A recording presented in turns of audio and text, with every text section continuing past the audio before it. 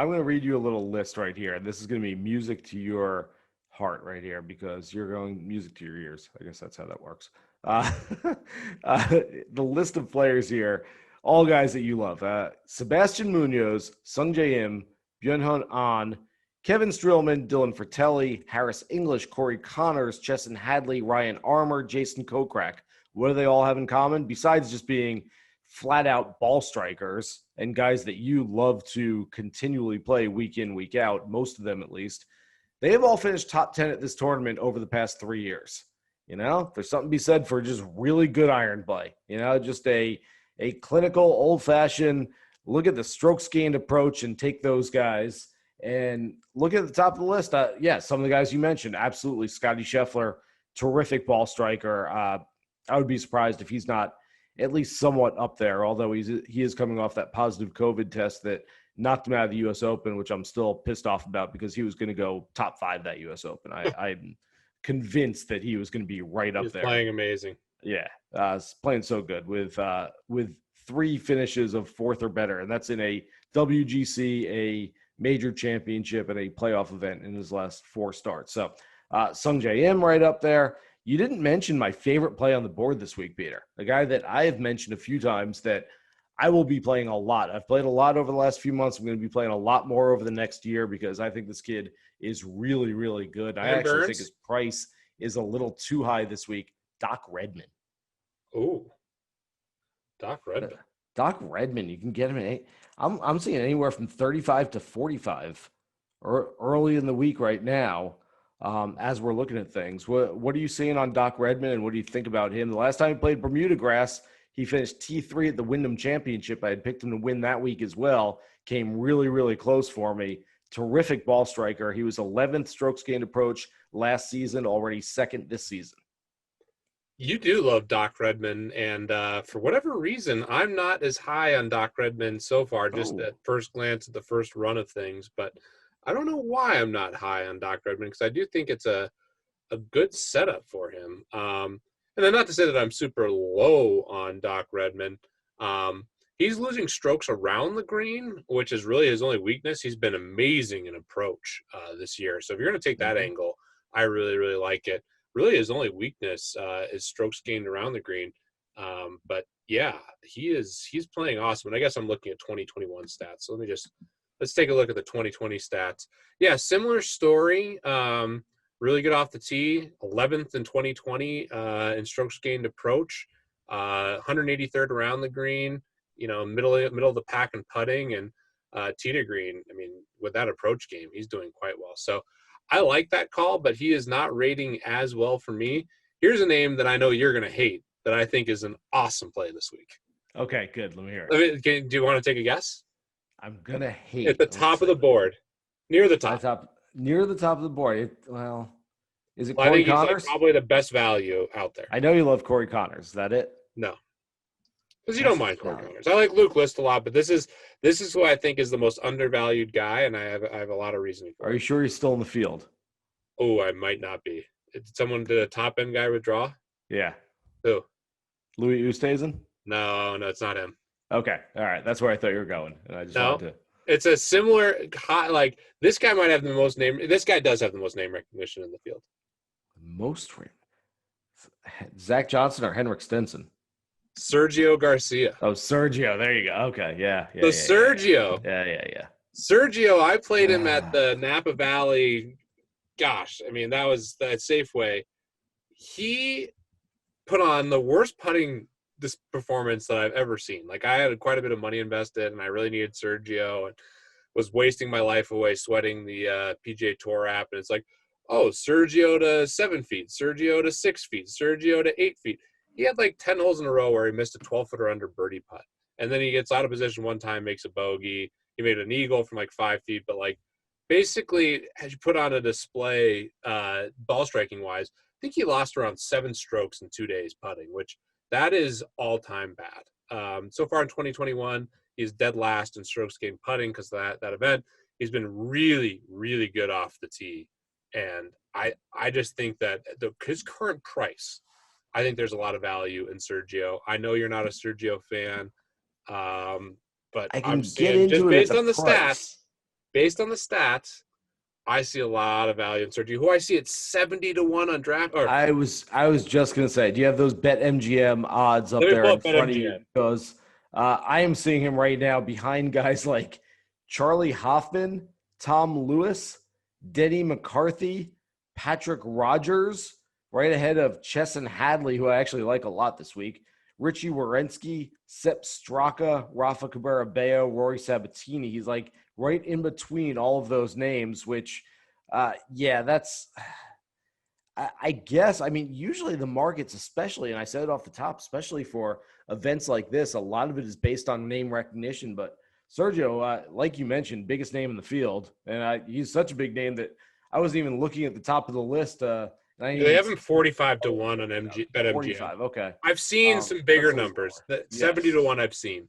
But yeah, going to your Doc Redmond call, I think that's really interesting. I like him. I think that's a nice name. Bud Colley's been playing well. I have a bunch of other names, but if you want to dive in and give a fair share of other guys you're looking at. Yeah, so I mentioned Zelotorius. I like him again this week. I think this is an even better course for him than last week, as long as he's not completely just wiped out from a long year, a long last couple of weeks, contending for a few weeks in a row. I think this should be a good one for him. I'm going to give you three guys who I think fit the profile. Guys who were top 30 in strokes gained approach last season. The season just ended a few weeks ago. And guys who are sort of under the radar. Guy, okay, so a Sergio Garcia is probably top 30 in strokes gained approach, but he's Sergio. We all know who he is. He's not going to pop up there and surprise us. But three guys who are top 30 in the past year who I don't think a lot of people will look at this week, and that's Cameron Percy, who was 8th last week in Punta Cana. Yeah, I like Cameron Tringali, who hasn't played a whole lot of golf lately, but when he's played pretty well. And I just mentioned Chesson Hadley, who's been hitting the ball really well. So I like Percy quite a bit, and I actually think I like Tringali the most out of the guys you just named relatively. Seeing him in that 100-1 range, checking BetMGM right now. Tringali, I'll be able to find him here in a second, but that's a really interesting one. I think he's a better golfer than kind of where I've seen him in the markets so far.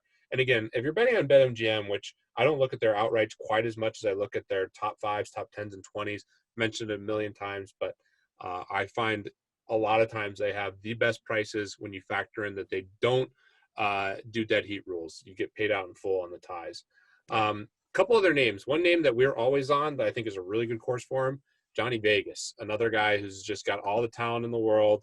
Hasn't put it together. It's kind of been some bad stretches of golf here, but super long.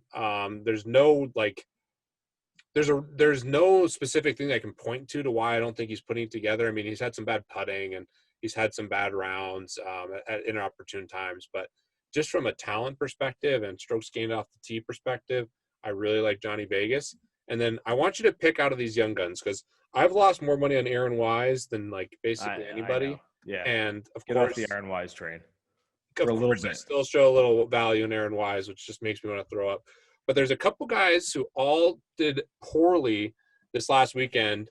Keith Mitchell, who did make the cut, but then had a 9 on a hole last week. Will Gordon, who was super chalky last week. Don't like Gordon at all. Davis Riley. Like him better. He's a Mississippi kid. There's a reason he's in the field because he got an exemption because it's sort of his, I don't know if it's an exact hometown event, but it's at least a home state event for him this week. Okay. All right. Those are the young guns that I think are at least worth looking at. I don't see value on Stenson. I'm off him. And then one other name, our friend, we got to hang out with him with Sleaze. You know where I'm going with this. In Arizona, our boy who's starting to play some good golf, starting to play a little bit better, Bo Hostler, another guy who's shown a lot of upside at times. So I think he's somewhat interesting this week. And one guy that I thought you might mention, guy here, let me guess some guys I think you're on. Are you on Christopher Ventura again this week? I'm off him just a little bit. I had him last week.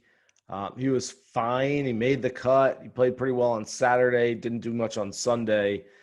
I might have a little investment in Christopher Ventura, not much though, and it's probably a bad idea that I don't have more. Yeah. Who else? Well, I was going to mention Tringali because he has that really good strokes gain approach stats from last year. Corey Connors, of course, who I'm always on. He's near the top. I think he's There's really another ball striker out there who's sort of mid-tier. Yeah, I'd say he's very mid-tier that I don't talk about enough. He does not get enough talk whatsoever for as good of an iron player as he is, but all he needs is a slightly above average week with the putter, and he is primed to win at some point. That's Taylor Gooch. Yep. This guy's a really good ball Like him. striker. And on weeks like this, where I think it should favor the ball strikers, watch out for a guy like that. Yeah. I'm just showing value all over the place. I love this week. Just looking at the markets right now, I see another guy, and this will be my last kind of name that we've talked about. I've got two really cheap ones after you do this. Okay. See if they line up. Straka has played some really good golf, and I think people are starting to finally pick up on him. But man, I think Seb Straka has a pretty good setup here.